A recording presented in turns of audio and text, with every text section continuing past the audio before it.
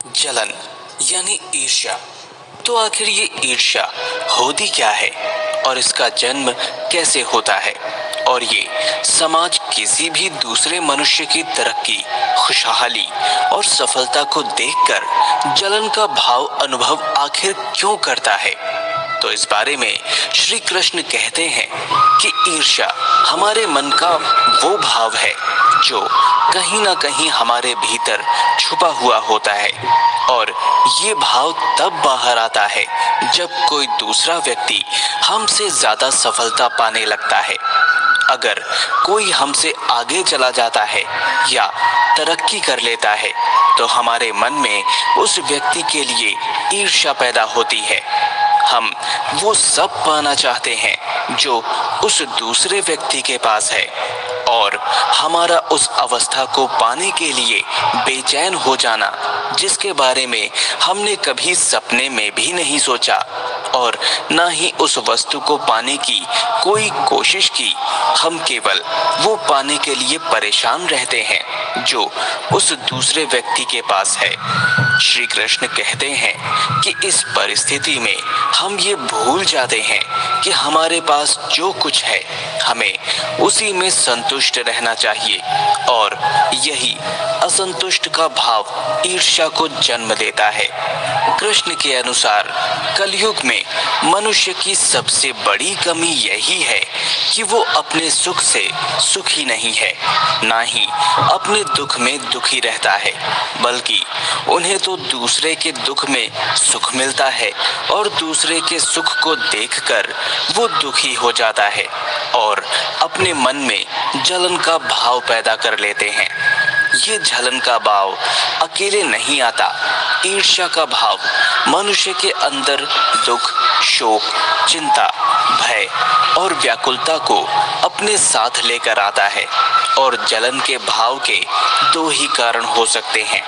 श्री कृष्ण के अनुसार इसका पहला कारण होता है कि हम जिस वस्तु से प्रेम करते थे या जिस व्यक्ति से प्रेम करते थे वो हमें छोड़कर किसी दूसरे के पास चला गया, या फिर किसी दूसरे को वो वस्तु हमसे पहले प्राप्त हो गई। और दूसरा कारण ये होता है कि जब समाज में कोई व्यक्ति हमसे ज्यादा तरक्की कर लेता है, उसे कोई ऐसी उपलब्धि मिल जाती है जिससे समाज हमारे महत्व को कम करके उसी के गुण गाने लगता है, फिर चाहे वो आपका मित्र ही क्यों ना हो, तब हम उस व्यक्ति से द्वेष रखने लगते हैं, और तब जन्म लेती है जलन यानी ईर्ष्या।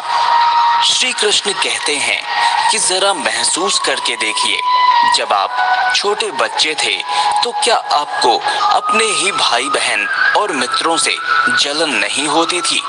क्या अगर आपके मित्र परीक्षा में आपसे अधिक अंक पा लेते थे, या फिर आपके माता पिता आपके दूसरे भाई बहन को आपसे अधिक प्रेम करते थे, तो क्या आपको उन्हें देखकर जलन का भाव नहीं होता था? क्या आप नहीं चाहते थे कि सभी लोग सबसे ज्यादा आपको ही महत्व दें और आपके ही बारे में सोचें और बात करें? जलन का भाव जहर के समान होता है। ये मन में क्रोध को जन्म देता है। क्रोध कभी कभी हमें भीतर से इतना दुखी और व्याकुल कर देता है कि हम मानसिक तौर पर बीमार हो जाते हैं।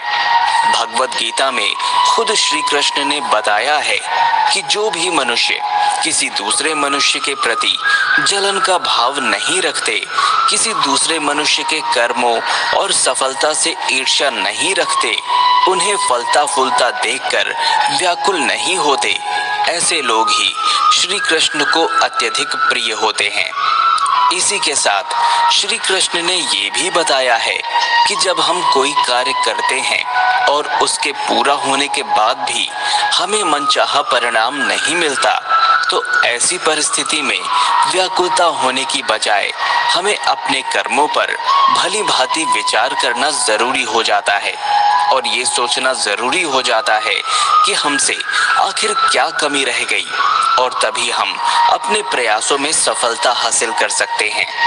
श्री कृष्ण के अनुसार आप कोई भी कर्म करेंगे तो लोग आपसे ईर्ष्या और द्वेष की भावना रखेंगे ही। समाज में लोग आपसे जलन की भावना रखेंगे ही, क्योंकि जलन मनुष्य का स्वभाव है। वो कितना भी चाहे किसी व्यक्ति से ईर्ष्या की भावना न रखे, किंतु खुद के सगे संबंधियों और सबसे प्रिय मनुष्य के लिए भी हमारे मन में जलन का भाव उत्पन्न हो ही जाता है। और इसी तरह समाज के दूसरे लोग भी हमसे उसी रूप में जलन का भाव रखते हैं। लेकिन आखिर इसका समाधान क्या है? तो श्री कृष्ण कहते हैं कि समाज में किसी भी मनुष्य और उसकी क्रियाओं पर हमारा कोई अधिकार नहीं होता।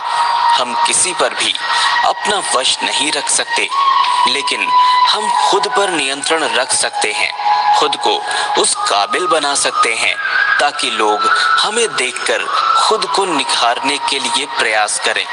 क्योंकि श्री कृष्ण कहते हैं कि ईर्ष्या और लालच दो जुड़वा बहनें हैं, और भय और क्रोध इन दोनों बहनों के दो जुड़वा भाई हैं। ये जुड़वा भाई और बहनों की सभी इच्छाओं को पूरा करने के लिए हमेशा तैयार रहते हैं। जिस मन में ईर्ष्या जागृत हो जाती है, वहां पर लालच खुद ब खुद पनप जाता है, और यही ईर्ष्या और लालच हमारे मन में भय और क्रोध को जन्म और बढ़ावा देती है। ऐसा इसलिए होता है क्योंकि हम अपने मन में आत्मनिर्भर महसूस नहीं करते और अपने भीतर के अकेलेपन और शून्यता से डरते हैं। हमारी ये अज्ञानता हमें दूसरों से कमतर महसूस कराती है, और इसीलिए हमें दूसरों से जलन होने लगती है। श्री कृष्ण के अनुसार वास्तव में ईर्ष्या एक सच्ची आत्मा से दूसरे की आत्मा के बीच की लड़ाई है, और ये हमें नर्क की तरफ ढकेलती है। हम अपने मन की दरिद्रता को खत्म करने के लिए, अपने मन के खालीपन को भरने के लिए और अपनी अज्ञानता और अहम को मिटाने के लिए प्रयास ही नहीं करते, बल्कि दूसरों पर निर्भर रहते हैं और अपनी ईर्ष्या को बढ़ावा देते हैं। श्री कृष्ण के अनुसार हम जिन भौतिक चीजों की वजह से एक दूसरों के साथ प्रतिस्पर्धा करते हैं, दूसरों की तरह बनने की कोशिश करते हैं, ये भौतिक चीजें वास्तव में सदैव के लिए नहीं रहेंगी। हम अपनी तुलना जलन की वजह से दूसरों से करने लगते हैं, और अगर हम इस लड़ाई में हार जाते हैं तो हमें चिंता और जलन होने लगती है, जिसकी वजह से अपना मानसिक संतुलन खो देते हैं। वहीं अगर हम इसकी लड़ाई में जीत जाते हैं तो हम और अधिक श्रेष्ठ बनना चाहते हैं, और ये लड़ाई कभी खत्म ही नहीं होती। श्री कृष्ण ने कहा है कि ईर्ष्या का भाव हमेशा हमारे मन में बना रहता है, जिसका सबसे बड़ा कारण है असंतुष्टि का होना।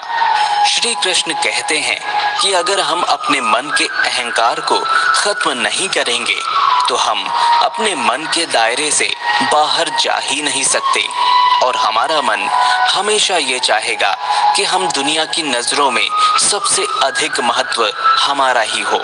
और जब हमें ये सब नहीं मिलता तो हमारी इच्छा एक आक्रामक, हिंसक और गुस्सैल रूप ले लेती है, और लालच, जो कि ईर्ष्या का दाहिना हाथ है, वो सभी चीजों को पाने के लिए बल का प्रयोग करता है और हमारे मन